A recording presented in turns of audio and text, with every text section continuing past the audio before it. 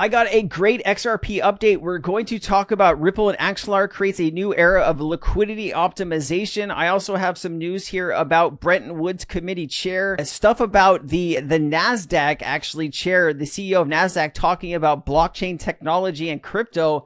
Plus we have just a bunch of other stuff around XRP, the Federal Reserve, and some other stuff. So let's go ahead and start here. Ripple and XRPL powering the future of global finance. Project Ubin proved blockchain's game-changing potential for real-time cross-border payments and optimized liquidity. Let me play this. The flexibility of payment mechanism that can effectively integrate with digital assets becomes really important as well. And this is the second point that I'd like to share. So for example, what are the different digital cash mechanism? A commercial bank issued stablecoin regulated as an e-money may not be able to settle high-value transaction, 10 million, 20 million, 30 million, that institutional buyers would transact in. But it is very suitable for retail payment. For example, in Philippines, like how Kathy's Union Bank of Philippines have intermediated in a very leading edge use of DLT in the Philippines, digital bond settlement using their stable coin. Central bank digital currency like Ubin, Singapore's central bank initiative, would be great for high-value transaction because it offers great certainty and reduces significant counterparty risks. Additionally, with Ubin, it creates the potential which we need to investigate further. If US dollar could also be used for settlement, and if so, can this actually remove and minimize some of the angst of time zone difference between Asia and US when it comes to US dollar movements? And of course, we have to talk about SWIFT.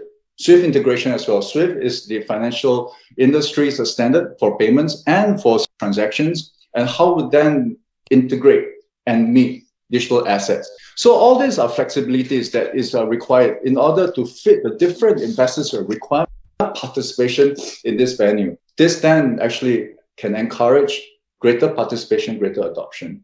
So let me summarize this 7 minutes or so. I've taken a liberal interpretation of infrastructure and highlighted on the connectivity in order to link buyers and sellers, liquidity, in order to link products, in order to create more attractiveness and more interest. There's also this need for flexibility and choice of interoperability as well, of payment mechanism, so that can fit the different segments of investors. And finally, with the attribute of DLT, transparency, cost-effective, precision, immutability, it can actually then create and lead to the creation of really exciting applications, of really exciting use cases. I'd like to right now turn over to my panelists, to Ben, to Armin, and to Kathy.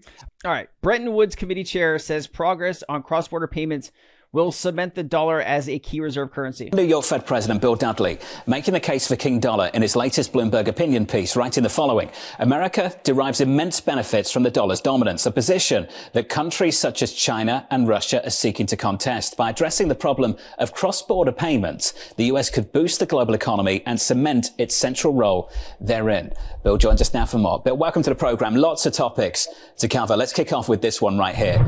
You started with a premise, so let's talk about it. The immense benefits from the dollar's dominance. Let's start there.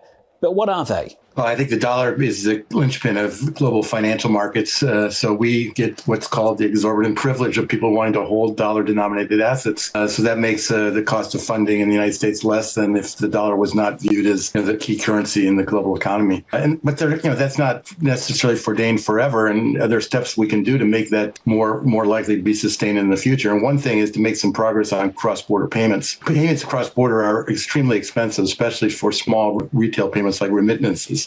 They cost maybe as much as 6-7%. This could be brought down tremendously if we developed instant payment systems nationally and then linked them together. A number of countries have good instant payment systems. Build instant payment systems globally and link them together. I think that's exactly what Ripple and other companies in the blockchain space have been working on, right? I mean, when he's talking about this, like XRP and Ripple just like automatically pop into my head. Brazil, India, for example. The U.S. is basically nowhere. We have two systems, but nobody uses them. Everybody uses cards and debit cards, Venmo or PayPal. So we need to do something to reinvigorate the U.S. instant payment systems. And then once we have that, we need to start to take steps and to link it together with other instant payment systems around the world. If we do that, we can actually lower the cost of payments dramatically and cement the dollar as the key reserve currency. Do you see the Fed actually getting on this in any capacity in the near term, considering that they have their hands full with their mandate and a lot of controversy around it? Well, I think you need some support from the administration and Congress. The countries that have been successful in this have basically had mandates. They basically said you need to actually offer this service to your banking customers.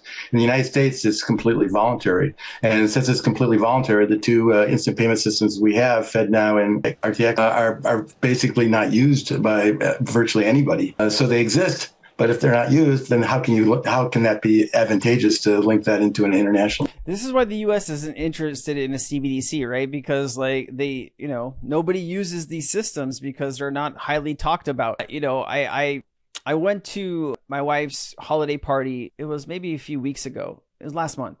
And nobody knew what FedNow was, right? Nobody knew what ISO 20022 was. I think there was just a big disconnect in these newer technologies and people using them. It's crazy. Hester Pierce, the head of crypto task force and the SEC commissioner, has commented on meme coins. All right. Commissioner, does the president and first lady launching their own meme coins make your job more difficult? I think one of the things we're trying to do is look at categories of tokens that are out there. There are lots of people who are introducing meme coins right now. Facts and circumstances matter. We always have to look at the facts and circumstances. But many of the meme coins that are out there probably do not have a home as in the SEC under our current set of regulations. And so again, if that's something that Congress wants to address, they can do that.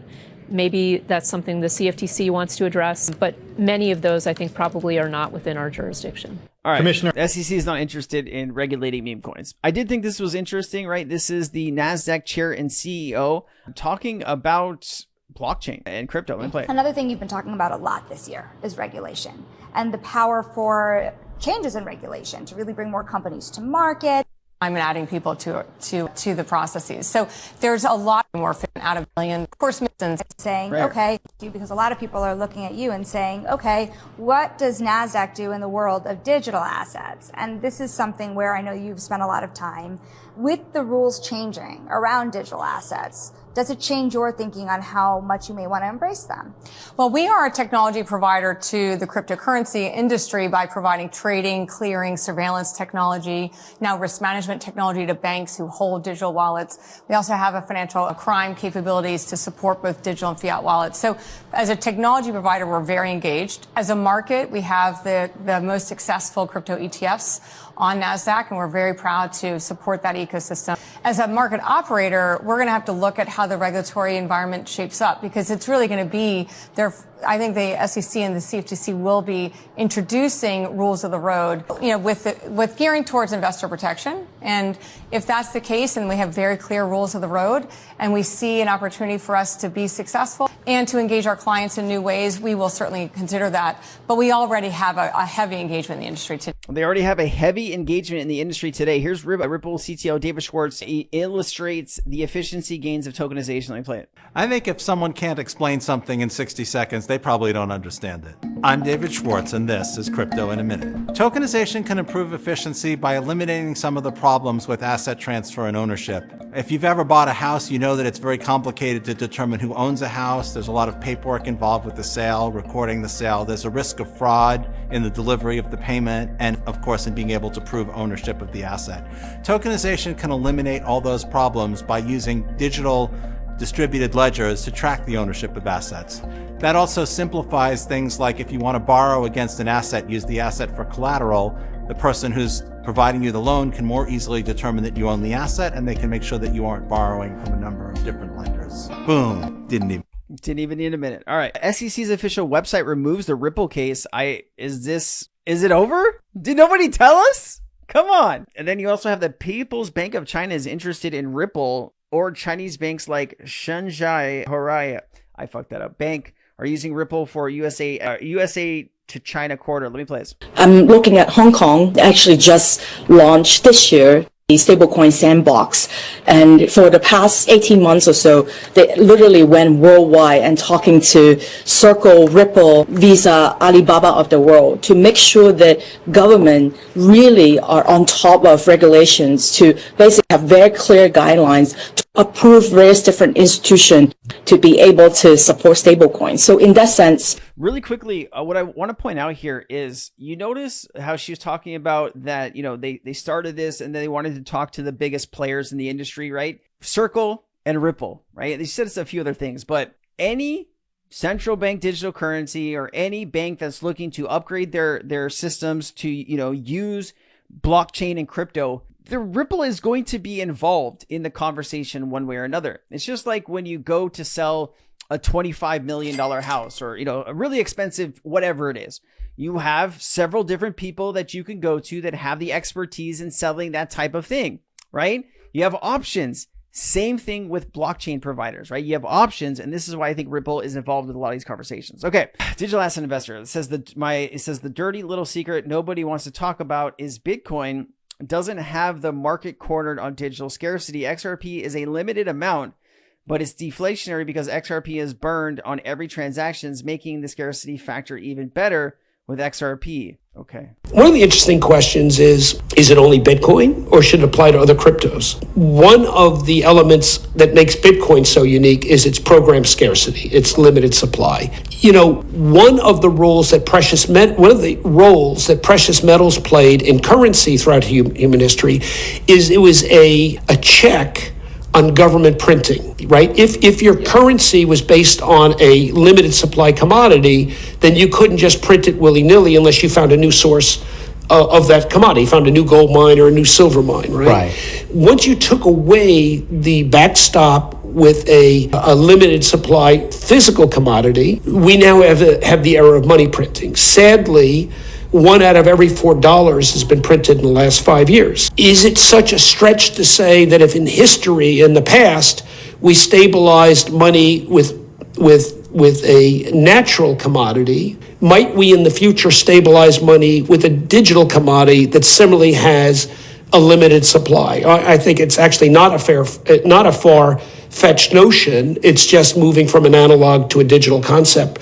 I'm not at all surprised that countries in a time of dollar printing are talking about stabilizing their currency with Bitcoin in order to compare with the dollar, which has been overly printed. All the more reason why the U.S. might want to stockpile Bitcoin, both as a defensive and offensive mechanism. So this is coming. It's going to happen. They're studying it. I think my understanding is the studying is to decide whether it's Bitcoin only or whether it should include other cryptos. And I imagine the line of L1 operators outside the door of Mar-a-Lago in the White House is pretty long right now with everybody lobbying for their L1 to be. Yeah, I mean, can you blame these companies, right? They just had 4 years of just being attacked every day. And now they actually might have a seat at the table. Of course, they're going to line up and throw money at especially when you're dealing with somebody very transactional. Trump is very transactional. And, if he likes you, you got to weigh in, right? If he doesn't like you, you're fucked.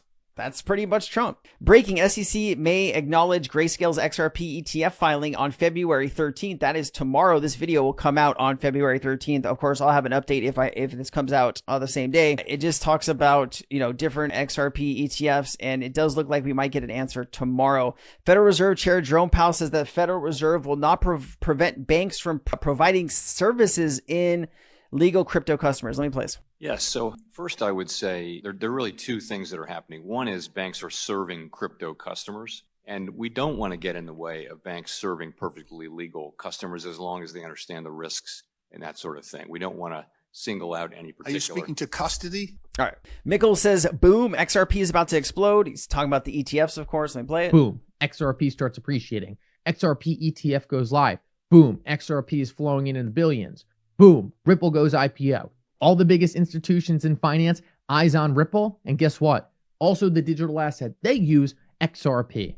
Lots of really big stuff coming around the corner. And I think we are in a very, very, very unique time for XRP specifically because they are focused on the institutions that are going to be purchasing this asset. All right. And then last but not least here, institutional adoption and enterprise DLT. People always ask what are some other good assets that they could be taking a look at. Some things that I would recommend that you research are XRP, HBAR, XLM. Although like XLM, good technology, but the people who run XLM, you know, could get fucked. Just because like the thing that they posted about Ripple and XRP the other day, that was the most childish thing that I've seen. I would never have thought Stellar's Twitter would be putting out, you know, such hateful rhetoric. And, you know, I'm having second thoughts about XLM just because of that. Anyways, let me keep going. Sidetracked. Algorand, base layer for real world utility. That's a great one. Quant, rails for past, present, and the future of money. XEC, infrastructure on digital trade. Check, universal agnostic trust registry. IOTA, network for real world use of data. Of course, DAG has been working on their technology for a long time. I don't think I'd be buying DAG right now. Ondo, public access to institutional real world assets. Link, leading Oracle across DeFi and TradeFi. That's a very big one. And then it says APT, I think it's Aptos, institutional use of tokenized settlement. So these are some assets that I recommend you take a look at. And I think you guys know what I'm talking about, right? With Stellar. Let me see if they got rid of it. Hold on. It said something like, imagine spending more money on lawyers than developers or something and calling it progress. They might have removed it because it was something that I saw a lot of people reacting to in the XRP community and negatively. They probably removed it. Let's see here. Could still be here. Anyways, I don't know, man. Stellar needs work. If you guys liked the video, please hit like. If not, I'm sorry. I'll see you next time. Bye.